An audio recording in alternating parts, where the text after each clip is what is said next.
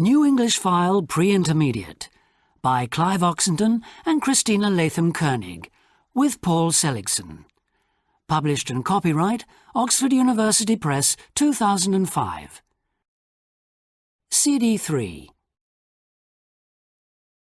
File 7. 7.1. What exactly is your phobia, Scott? Well, the medical name is felinophobia, or gatophobia. And what does that mean exactly? It means I'm afraid of cats. Cats? Yes. How long have you had this phobia? Since I was a child. And how did it start? When I was 5 or 6 years old, I remember going to a friend's house and I saw a cat on the stairs, and the cat was looking at me. Well, staring at me. I went to touch it and it bit me. And since then I've always been afraid of cats. What happens if you see a cat? Well, I start to feel very nervous. My heart beats quickly, and I have to go away very quickly from where the cat is. For example, if I see a cat in the street, I always cross to the outside. What do you do? I'm a doctor. Is your phobia a problem for you in your work? Yes, sometimes. For example, if I go to a house and there's a cat, I have to ask the people to put the cat in another room. I can't be in the same room as a cat. Have you ever had any treatment for your phobia? Yes, I've just started going to a therapist. I've had 3 sessions. How's it going? Well, now I can look at a photo of a cat without feeling nervous or afraid, and I can touch a toy cat. The next step will be to be in a room with a real cat. Do you think you will ever lose your phobia of cats? I hope so. I'm optimistic. Who knows, maybe one day I'll have a cat as a pet. 7.2. Fish. I. Children. In. Live. Minute. Since. Win. Bike. I. Child. I've. Like. Life. Line. Mine. 7.3. 1. Lived here? Have you lived here? How long have you lived here? 2. Known him? Have you known him? How long have you known him? 3. Been married? Have they been married? How long have they been married? 4. Had his dog? Has he had his dog? How long has he had his dog? 7.4. Go to university. Go to primary school. Retire. Get divorced. Have children. Get married. Go to secondary school. Separate. 7.5.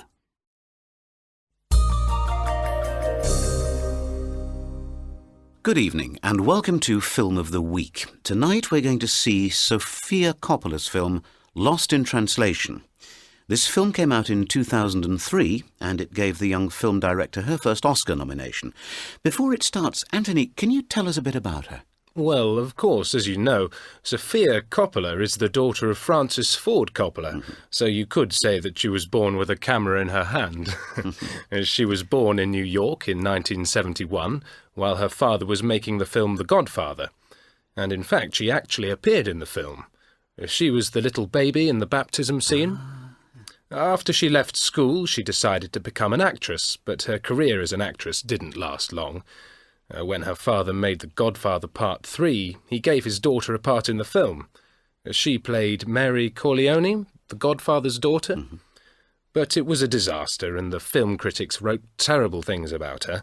So she stopped being an actress, and she went to the California Institute of Art, where she studied fine arts and photography. Then she decided to become a film director. 1999 was a really big year for her. She directed her first film, The Virgin Suicides, and this time the critics thought she was great. She also got married to the film director Spike Jonze, but they separated after a few years.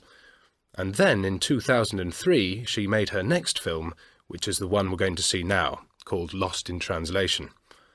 Lost in Translation was the film which made Sofia Coppola famous. For this film, she became the first American woman to be nominated for an Oscar for Best Director, although she didn't win it. Well, thank you very much, Anthony. And now let's watch Lost in Translation. 7.6. How old are you in the photograph, Melissa? 12 or 13, I think. Did you like school? Not really. Why not? Because I didn't like any of the subjects. Well, that's not quite true. I liked English. But that was the only lesson I used to look forward to. I didn't like maths, didn't like science at all, and I hated PE. I used to argue with the PE teacher all the time. She used to make us do impossible things, things we couldn't do, like climbing ropes and jumping over the horse. I think she just wanted to humiliate us. Were you a good girl at school? It depends what you mean by good. I didn't smoke. I didn't used to write graffiti on the walls or anything like that, but I was a bit of a rebel. I used to break rules all the time, and of course the teachers didn't like that. What sort of rules did you break? Well, for example, the school was very strict about the school uniform. We had to wear a blue skirt, and the skirt had to cover our knees. I used to make the skirt shorter, and then I sometimes used to wear blue socks and a black sweater, like in the photograph, instead of a grey sweater and grey socks. The teachers used to get really angry. I just thought it was silly. What did you want to be when you were at school? I wanted to be a lawyer. Why? Well, there were a lot of American TV programmes and films about lawyers at the time, and I used to think it would be fun to argue with people all day. So why did you become a primary school teacher? Lots of reasons. But I think the main reason is that both my parents were teachers, and they both used to tell me, when you grow up and get a job, don't be a teacher. So, as I was a rebel, I did exactly the opposite. 7.7. 1. I used to go out a lot. 2. He used to hate school. 3. They didn't used to be friends. 4. She didn't used to like him. 5. Did you used to wear glasses?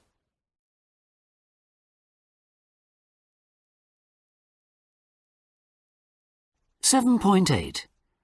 1. Where did you used to live? 2. I didn't used to like exams.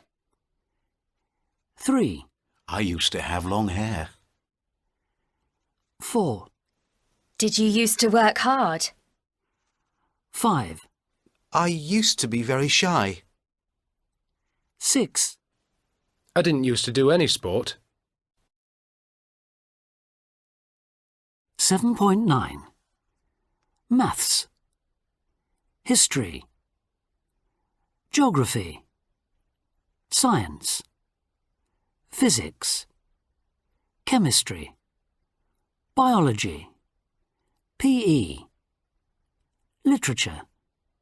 Foreign languages. Technology. 7.10. Song. It's all over now.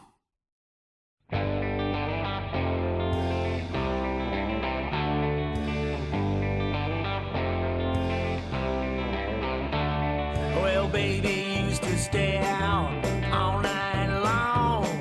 She made me cry. She done me wrong. She hurt my eyes open. That's no lie. Tables turning now. Her turn to cry. Because I used to love her, but it's all over now.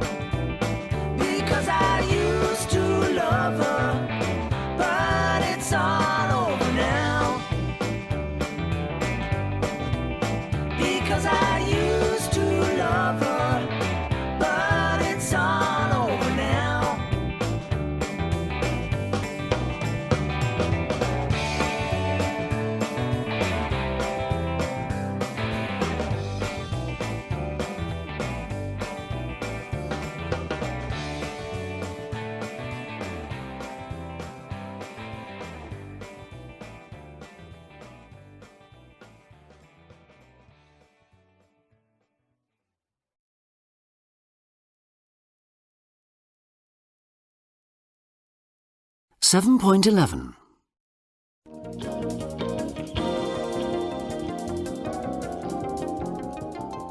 Good afternoon, and welcome to another edition of Science Today. In today's programme, we're going to hear about women inventors. When we think of famous inventors, we usually think of men, people like Alexander Graham Bell, Guglielmo Marconi, Thomas Edison. But as Sally will tell us, many of the things which make our lives easier today were invented by women. That's absolutely right. Let's take the dishwasher, for example. This was invented by a woman called Josephine Cochrane in 1886. She was a rich American who gave a lot of dinner parties, but she was annoyed that her servants used to break plates and glasses when they were washing them after the party.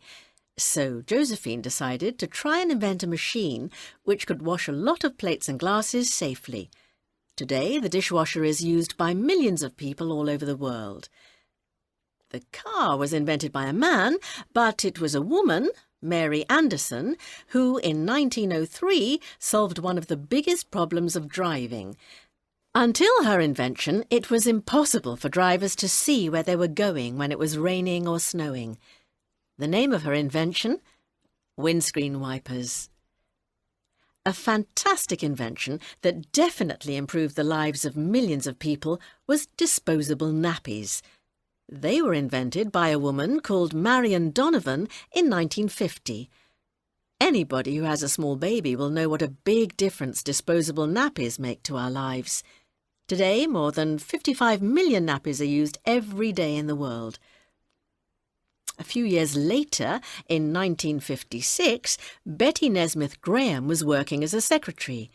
She used to get very frustrated and angry when she made typing mistakes. In those days, if you made a mistake, you had to get a new sheet of paper and start again from the beginning. She had a brilliant idea, which was to use a white liquid to paint over mistakes. Her invention is called Tipp-Ex today. Mrs. Graham was a divorced mother, and her invention made her a very rich woman. And finally, policemen, soldiers and politicians all over the world are protected by something which was invented by a woman. In 1966, Stephanie Kwolek invented Kevlar, a special material which was very light but incredibly strong, much stronger than metal. This material is used to make the bulletproof vest. Her invention has probably saved thousands of lives. Thanks very much, Sally. So, if you thought that everything was invented by men, think again. 7.12. Based. Designed. Directed. Discovered. Invented. Named. Painted. Produced. Used. 7.13. 1. The film was based on a true story. 2. These clothes were designed by Armani. 3. This wine is produced near here. 4. My sister was named after our grandmother. 5. These pictures were painted by my aunt. 6. Garlic is used a lot in French cooking. 7.14. Hi, Allie. How are you feeling today? Much better. Good. Are you going to be warm enough with just that sweater? It might be a little cold on the boat. I'll be fine. Are we going to walk to the bay? No, it's too far. It's better if we get a cab. How long does it take by cab? About 10 minutes. And how long's the boat trip? I'm not sure. I think it's an hour. Why? Well, I have to be back here by 1. I'm expecting an important phone call. Not from Brad, I hope. Well, actually, no, of course not. From the New York office. Okay, let's go. 7.15. Good morning. Good morning, sir. What time does the next boat leave? At 10 o'clock. How long does it take? About an hour. Where exactly does the boat go? It goes under the bridge, round Angel Island, and past Alcatraz, and then back here. Can we get anything to eat or drink on the boat? Yes, ma'am. There's a snack bar. Can I have 2 tickets, please? Sure. 2 adults. How much is that? That's $40. Here you are. Thank you, sir. Thank you.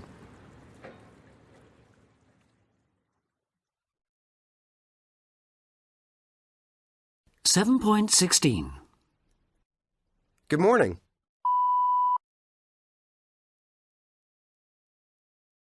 Good morning, sir. What time does the next boat leave?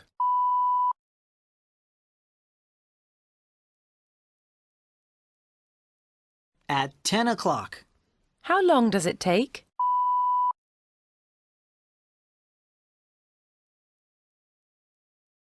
About an hour. Where exactly does the boat go?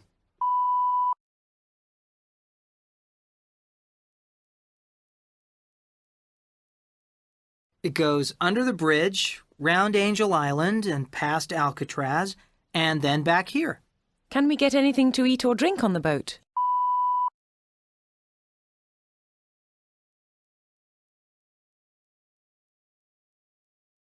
Yes, ma'am. There's a snack bar. Can I have 2 tickets, please?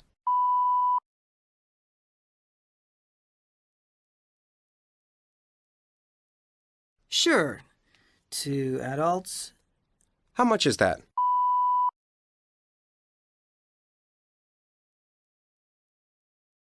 That's $40. Here you are.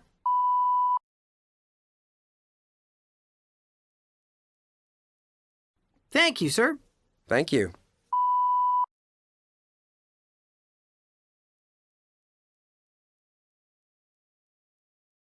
7.17. So, what do you think of San Francisco? It's beautiful, Mark. I love it. Better than London? Not better. Different. Do you think you could live here? No, I don't think so. Oh? Why? Well, it's a long way from London. I think I'd miss all my family and friends. Could you live somewhere else, but in Europe? Maybe. Why'd you ask? Oh, no reason. I just wondered. On your left, you can see the island of Alcatraz. Look, can you see that building? That used to be the prison, but it was closed in 1963. It's a museum now. Where are we going for dinner tonight? It's a surprise. I'm really looking forward to it. Me too. Oh, I'm cold. Do you want to borrow my coat? No, it's okay. I'm going to miss you, Mark. Hey, excuse me. Could you take a photo of us, please? Sure. Are you ready? Ready? Say cheese.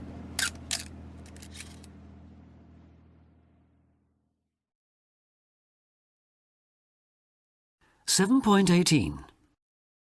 What do you think of San Francisco?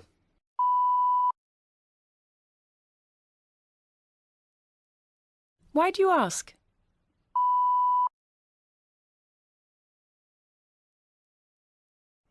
Oh, no reason. I just wondered.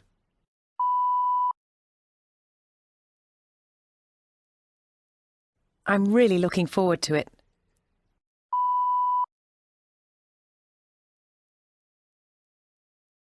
Could you take a photo of us, please?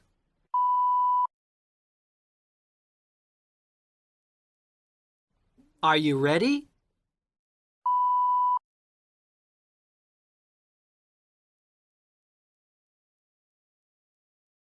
Seven point 19. 1. How long have you lived in Glasgow, Matt? Not very long. After university, I lived in Newcastle for 6 months and I moved to Glasgow 2 years ago. Do you like it? Yeah, it's great. I love it. 2. Is your sister married, John? Well, she was married for 15 years, but she's just got divorced. Do you think she'll get married again? I don't think so. 3. Have you always liked sport? No. I used to hate PE when I was at school. So when did you start running? A few years ago, a friend asked me to come with him and I really enjoyed it. Do you run every day? Yes, every morning before work. Except when it's raining. 4. What's your favourite subject? Well, I quite like history and geography, but I think I like literature best. What about maths and science? They're definitely not my favourites. I'm awful at them. 5. And on your right, you can see the White Tower. It was built by William the Conqueror in about 1068. The rest of the castle was completed by Edward I in 1285. The castle was used as a palace and prison until the 17th century, when all of a sudden... 7.20. Good afternoon, everyone, and welcome to the Market Square Museum. Before you go round, I'd like to tell you a bit about the museum. It was opened in 1952 by Queen Elizabeth. Well, she was Princess Elizabeth then. Here on the ground floor, there's a collection of pictures painted by our local artist, Graham Richmond. They show the town as it used to be in the last century. If you go upstairs, you can see our famous collection of old children's toys. There are some from the 16th century, and the oldest is over 500 years old. Here in the entrance hall, you can see there is a museum shop where you can buy postcards and other souvenirs. And there's also an excellent guidebook, which costs just £2.50. Now, the museum is open until 5:30 today, so you have plenty of time, and I hope you enjoy your visit. Now, does anyone have any questions?